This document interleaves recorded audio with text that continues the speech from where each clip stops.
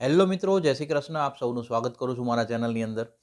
Canada તરફથી બહુ સારા સમાચાર છે. જે લોકો કેનેડાનું પીઆરનો વેઇટ કરતા હતા એ લોકો માટે અત્યારે એક સારા સમાચાર આવી રહ્યા છે કે જે તમારી સાથે હું આજે શેર કરું અને ડિટેલની અંદર બી આજે હું તમને સમજાવીશ કે આ પીઆરના જે ગુડ ન્યૂઝ છે એ તમારા લોકો માટે બહુ સારા એક ગુડ ન્યૂઝ આવ્યા કહેવાય. અને આગળ આપણે ડિટેલની અંદર આ જ ટોપિક ઉપર બી ચર્ચા કરશું. સાથે સાથે બે પ્રોવિન્સોએ જે પીઆરના ડ્રો રિલીઝ કર્યા છે એ બી હું તમને આજે ગાઈડ કરીશ. વિડીયો લાસ્ટ સુધી જોશો તો તમને પ્રોપરલી સમજમાં આવી જશે અને મેક્ઝિમમ લોકો સુધી શેર કરવાનું તો ના જ ભૂલતા. હવે તો કે કેનેડા પીઆરની જો આપણે વાત કરીએ તો કેનેડાના બે મોટા પ્રોવિન્સોએ ફાઇનલી નવા વર્ષમાં જે ડ્રો ઘણા ટાઈમથી હોલ્ડ પર હતા એ ડ્રો હવે ચાલુ કરી દીધા છે.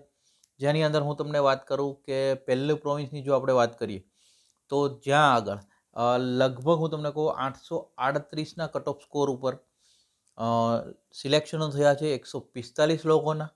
અને બીજું જે સિલેક્શન આવ્યું છે એ તમને હું જો કહું તો નોર્મલી ત્યાં આગળ 52 લોકો સિલેક્ટ થયા છે 615ના જ ખાલી સ્કોર ઉપર. એટલે એક બહુ ગુડ ન્યૂઝ કહી શકાય. જેની અંદર 197 જે કહેવાય total letter of invitation A issue કરવામાં આવ્યા છે. 197 લોકોને પીઆર માટે ઇન્વિટેશનો મળ્યા છે. જેની આપણે જો વાત કરીએ ડિટેલની અંદર પ્રોવિન્સની જો તમને સ્ટ્રીમ કહું તો સ્કિલ વર્કર ઇન મેનિટોબા, જ્યાં 145 આઈટી ઇસ્યુ કરવામાં આવ્યા છે. મેનિટોબાના પ્રોવિન્સની અંદર જેમનું બી એજ્યુકેશન એટલીસ્ટ મિનિમમ 12 અથવા 12થી વધારે હતું અથવા એમના વાઇફ અથવા હસબન્ડ એટલે કે એમના સ્પાઉસનું એજ્યુકેશન જો મેનિટોબામાં 12 અથવા 12 કરતાં વધારેનું લીધું હતું એવા લોકોને આ ડ્રોની અંદર સમાવેશ કરવામાં આવ્યો છે.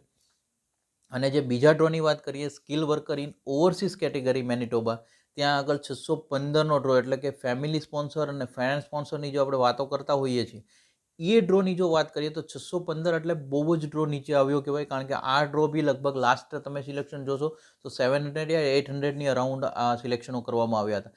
મેં તમને કીધું એ રીતના એ માટે પીઆરવાળા માટે એક બહુ જ સારી ગુડ ન્યૂઝ કહી શકાય. આ સાથે જ તે જો આપણે બીજા પ્રોવિન્સની વાત કરીએ તો બીજું એક પ્રોવિન્સ છે કે જેમણે બી પીઆર માટે એક સારા સમાચાર જ મોકલ્યા છે, જે છે Alberta province.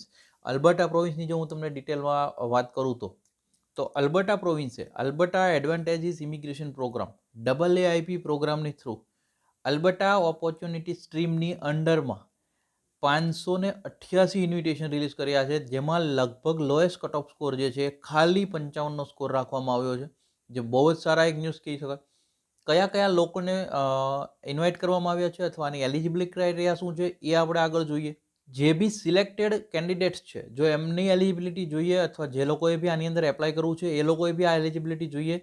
Valid eligible work permit તમારી જે 31 ડિસેમ્બર 2025 સુધી વેલિડ હોય અથવા એની પછી સુધીની વેલિડ હોય એવા લોકોને આમાં ફોકસ કરવામાં આવ્યું છે. એટલીસ્ટ હાઈસ્કૂલ એજ્યુકેશન જે લોકોનું અલ્બર્ટામાં હોય એવા લોકોને ફોકસ કરવામાં આવ્યું છે. એટલે કે જે લોકોએ સ્ટડી વિઝા લઈને અલ્બર્ટા પ્રોવિન્સમાં ગયા હશે અથવા સ્ટડી વિઝા ત્યાં સ્ટડી પૂરું કર્યું હશે એ લોકોને ફોકસ કર્યા છે. CLB લેવલ 4 અથવા NCLC લેવલ 4ને ફોકસ કરવામાં આવ્યું છે. 12 મહિનાનો એક્સપિરિયન્સ અલ્બર્ટામાં ફોકસ કરવામાં આવ્યો છે.